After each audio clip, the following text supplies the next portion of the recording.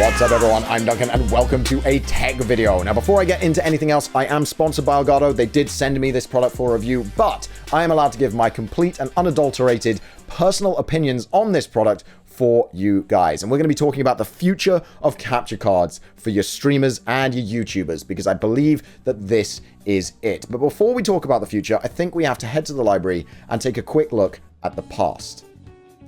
Now, a while back, Elgato, a couple of years ago, released the 4K 60 Pro, and this is the original 4K 60 Pro. It is an absolute beast of a capture card. This thing gets really hot, and at the time, it was cutting edge, and it was absolutely the bargain 4K capture card that everybody wanted. The Magewell cards were over $1,000, and this came out at just over $400. But $400 is an incredibly expensive card for your average streamer and YouTuber. That is not something that most streamers and YouTubers can afford to drop the amount of money for a 4K card. So most people stuck with their 1080p capture cards, and the world moved on. This capture card also did have its flaws. It gets very, very hot. Even in my high-end water-cooled case, it increased the case temperature by up to a degree at times, sometimes even 2 when it was really, really heavily used.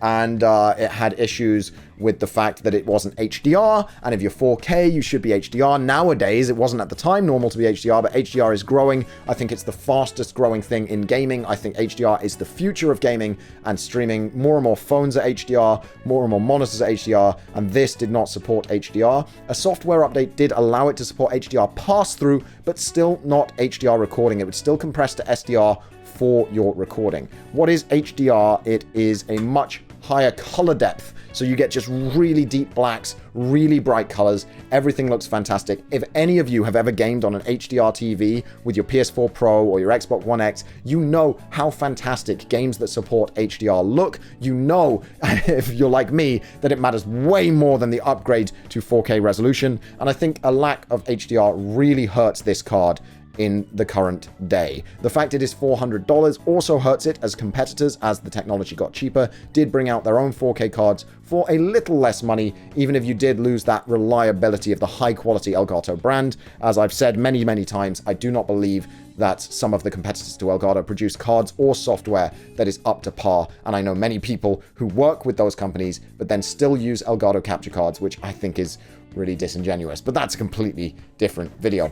This card is absolutely fantastic and it has lasted me many years, but those downsides are glaring. It only recently got support as well for 1080p 240Hz pass-through, which is the refresh rate of your monitor, and for 1440p 144 Hz pass-through, which is what I use as a 1440p 144 Hz monitor. It's a good card, but it's not up to scratch anymore, and it's actually not worth the $400+ that they were charging for it anymore, because it's been outstripped and technology has moved forwards. But Elgato is never one to allow technology to get away from them. So we're heading to space now with the brand new product, the Elgato 4K 60 Pro Mark II. As you can see, it is a much smaller card. As technology gets more powerful, it also gets smaller. It produces less heat. It is a custom FPGA made for Elgato, I believe. In here, it's a custom chip, and it makes a lot less heat.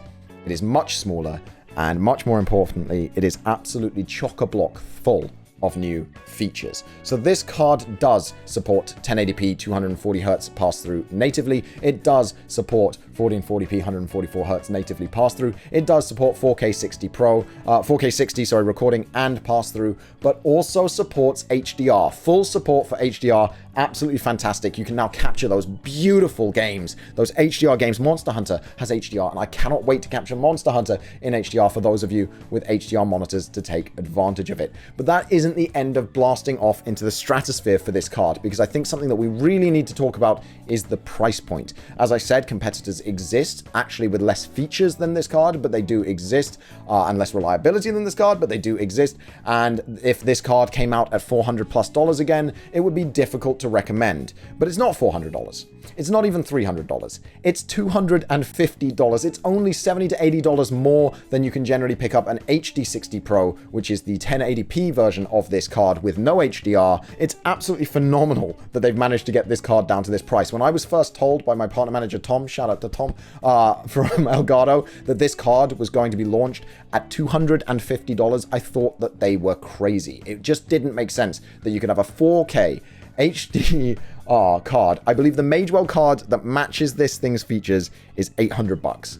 And it matches this thing's features, but with Magewell software, which is not as good as the Elgato software. Magewell reliability is actually pretty good. They are pro-grade hardware, but their software, in my opinion, for regular streaming is just not up to scratch, whereas Elgato just integrates straight into OBS, straight into XSplit, straight into Streamlabs OBS, Stream Elements OBS. Whatever you want to do, you just right-click, add video captures, and it's right there, your 4K 60 Pro. I've been using it for a few days. It's not making my PC hot anymore. It's more reliable. The HDR is wonderful. I am absolutely blown away by this card. It's very difficult to find negatives, but you guys know me. I'm going to try. The most negative guy on the internet. There are a few things that I miss with this card that were on this card, and the most glaring one is this beautiful Elgato aluminium backplate. Just a beautiful metal backplate on this original one that makes it feel like an absolutely premium product. It made you feel like you were spending $400 on a device. I love backplates. I think this backplate is just absolutely wonderful. I really, really liked it.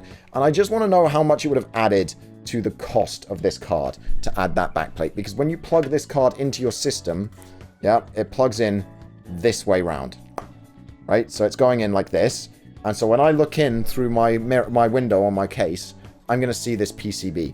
So what I'm going to do is I'm going to custom laser cut myself a cover for this. I'm going to laser cut it in black acrylic. I'm going to try and match this cover as well as I can. And if you guys want to see a video on that, let me know. I do want to do lots of laser cutting videos, and I think that that's a really cool project to do, because laser cutting a proper backplate for this, I think, would be fantastic. I think it's really easy to mount one. You just take out 4 of these little screws on the PCB, and you just mount longer screws with the same thread size, and they just mount through the acrylic and onto this. And we'll just use 2mm black acrylic, which I will order today, and I'll probably get that done in the next week or so. What's the point of having a laser cutter if I'm not going to use it? I don't want to do a wooden back. I did think about doing a wooden back, and I think it would look fantastic. I'm a little worried about it catching fire, because I don't know how hot this is going to get at absolute peak, while as heat-resistant acrylic, which is what I'm going to use, will be absolutely fine. But that backplate's a problem. I also am going to miss the chunky boyness, but it's not necessary. It is smaller. Things get smaller. I'm going to miss the chunky boy, because this, obviously, in your PC looked amazing. It was sort of plugged in, and you could look in your case, and you'd see this beautiful, huge backplate with the blacked out Elgato logo, which I do prefer as well to the white logos on devices. I'm very much like a blackout build on my PCs. I don't like much RGB. I always choose one color that sort of just pulses through. I'm currently on purple, but we're going to move on. Other than that, I think I don't like the backplate as much.